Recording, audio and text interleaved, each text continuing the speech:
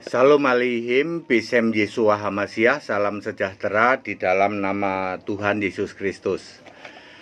Bersama saya Pendeta Henry Tandianta MBS. Begini judulnya. Apakah doa Bapa kami jiplakan? Ya. Doa Bapa kami itu sebenarnya cuma jiplakan, bener nggak? Ya. Saya mengajak kepada siapapun termasuk pendeta-pendeta dari Tritunggal yang punya pemikiran yang firman Allah, ya. Jangan berdasar emosi, jangan berdasar tafsir. Tapi pemikiran kita, pendalaman kita tentang kebenaran harus berdasar firman Allah, berdasar Alkitab. Ya.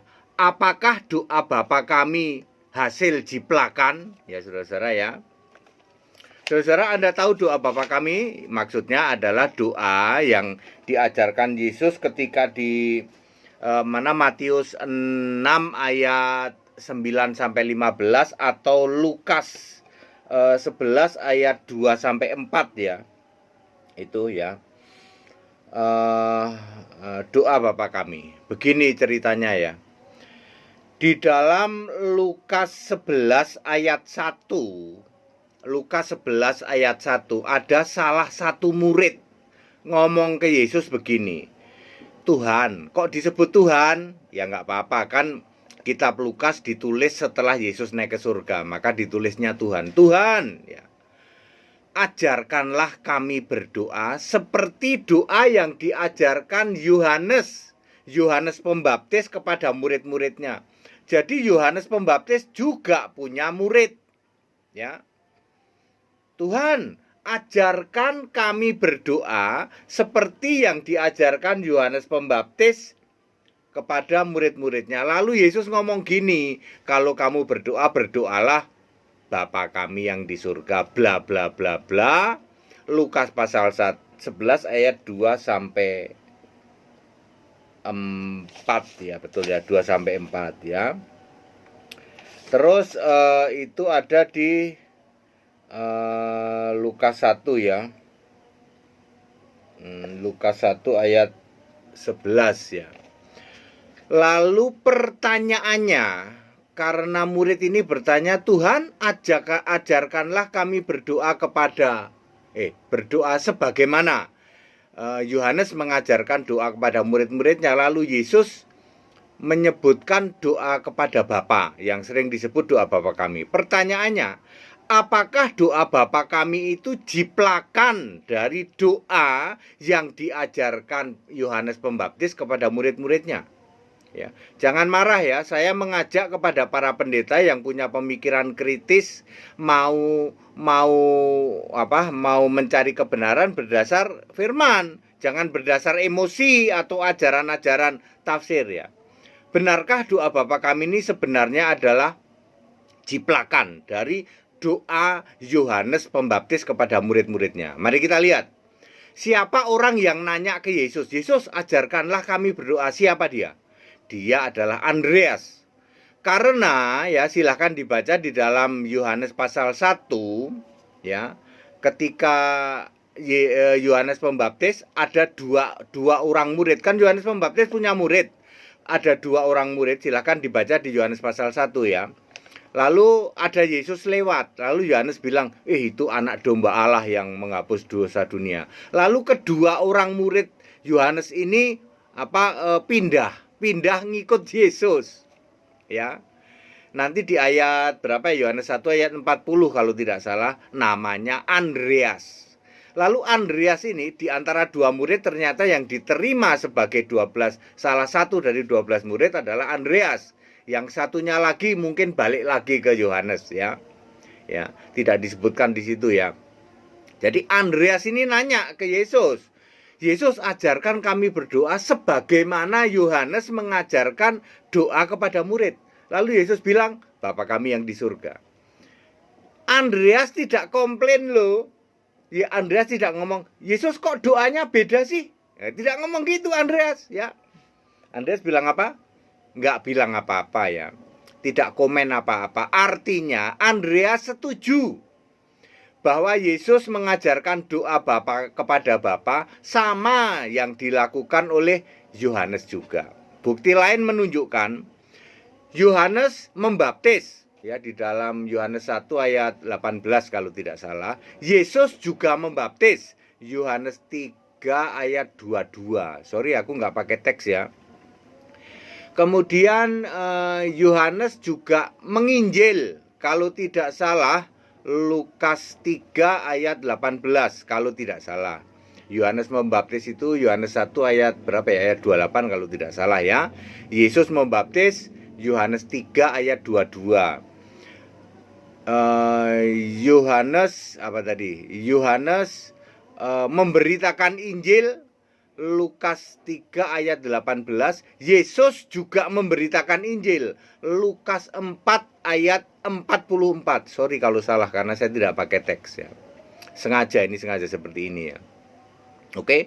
Jadi Yohanes memberitakan Injil. Yohanes maksudnya Yohanes Pembaptis. Yesus juga memberitakan Injil. Yohanes membaptis, Yesus juga membaptis. Yohanes punya murid, Yesus juga punya murid. Ya. Bahkan ada ada pemungut cukai. Pemungut cukai yang dibaptis oleh Yohanes Pembaptis, dia juga setuju dengan ajarannya Yesus. Di dalam Lukas 7 ayat 29. Sorry kalau saya salah. Lukas 7 ayat 29 di situ tertulis ada seorang pemungut cukai yang dibaptis oleh Yohanes, dia juga setuju dengan ajarannya Yesus. Berarti dapat disimpulkan sebenarnya ajaran yang disampaikan Yohanes Pembaptis sama dengan ajaran yang disampaikan oleh Yesus. Sama-sama memberitakan Injil, ya. Yohanes memberitakan Injil di dalam Lukas 3 ayat 18 ya. Yesus memberitakan Injil itu Lukas 4 ayat 44. Yohanes membaptis itu Lukas 1 ayat 28. Yesus membaptis Yohanes membaptis itu Yohanes 1 ayat 28. Yesus membaptis Yohanes 3 ayat 22. Sama-sama membaptis, sama-sama memberitakan Injil. Ada pemungut cukai yang dibaptis oleh Yohanes, dia juga setuju dengan ajaran Yesus. Lalu kembali ke pertanyaan semula. Apakah doa Bapa kami itu jiplak dari doa yang diajarkan oleh Yohanes Pembaptis kepada murid? Ya. Saya mengatakan begini, 99% ya. Karena doa itu sudah lebih dulu diajarkan oleh Yohanes kepada murid-murid. Ya. Lalu Yesus menyampaikan hal yang sama. Makanya Andreas yang jadi mantan muridnya Yohanes nggak komplain. Ya, sorry Pak Pendeta, jangan marah ya. Ayo kita belajar dengan kebenaran Alkitab. Jangan mendasarkan doktrin. Ya. Ada satu bukti lagi yang sangat kuat bahwa meskipun Yesus mengajarkan doa kepada Bapa yang disebut doa Bapa kami, perhatikan baik-baik, tidak pernah ada murid-murid yang melakukan doa Bapa kami. Ayo. Pernah nggak ada murid-murid yang dicatat oleh Alkitab melakukan doa Bapa kami? Ada nggak? Tidak pernah ada. Ya, murid-murid justru berdoanya yang dicatat oleh Alkitab adalah berdoa kepada Yesus sebagai Tuhan pencipta langit dan bumi. Misalnya di dalam Kisah 4 ayat 24, ayat 29, ayat 30. Tidak pernah ada murid-murid maupun nanti setelah Yesus naik ke surga, ya, murid-murid jadi rasul-rasul yang melakukan doa Bapa kami. Ya? Clear? Mari kita diskusikan. Nanti hari Sabtu kami akan membuka diskusi ini lewat tayangan Zoom.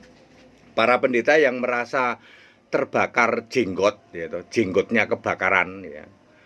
Ini HTD ini super sesat, dulu sudah bilang doa Bapa kami jangan dipakai lagi.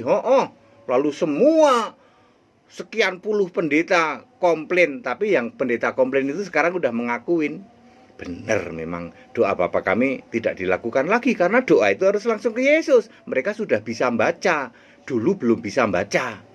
Sekarang udah bisa baca Yohanes 16 ayat 26. Oh bener. Nah sekarang saya menyampaikan pertanyaan juga, apakah doa Bapa kami itu jiplakan? Ya, hasil jiplakan. Jangan marah ya, kita berdiskusi lewat tayangan Zoom. Tunggu infonya mungkin di media sosial kan. Kita akan bikin info ya. Setiap Sabtu minggu ketiga, ya minggu pertama dan minggu ketiga kita ada tayangan Zoom lama loh 3 jam. Ayo Bapak Ibu Saudara yang berani ikut membahas ini syaratnya harus hanya pakai Alkitab LAI. Kalau Anda pakai Ibrani lalu ujung-ujungnya LAI salah terjemahan, mohon maaf, saya keluarkan Anda, saya kick Anda. Ya, jadi harus hanya pendeta yang berani berdiskusi pakai Alkitab LAI bahasa Indonesia. Yang sok Ibrani, sok Yunani, mohon maaf, saya kick. Yang cuman pakai tafsir, saya kick. Harus pakai ayat. Sebagaimana yang saya jelaskan ini. Segala hormat, kemuliaan untuk Yesus Kristus, satu-satunya Allah yang benar, Allah segala masa sebelum segala abad, sekarang sampai selama-lamanya. Sampai jumpa nanti di hari Sabtu minggu ketiga bulan Mei. Kita akan diskusi tentang ini. Apakah doa Bapa kami hasil jiplakan? Tetap bersama saya Pendeta Henry Tandianta, MPS. Amin.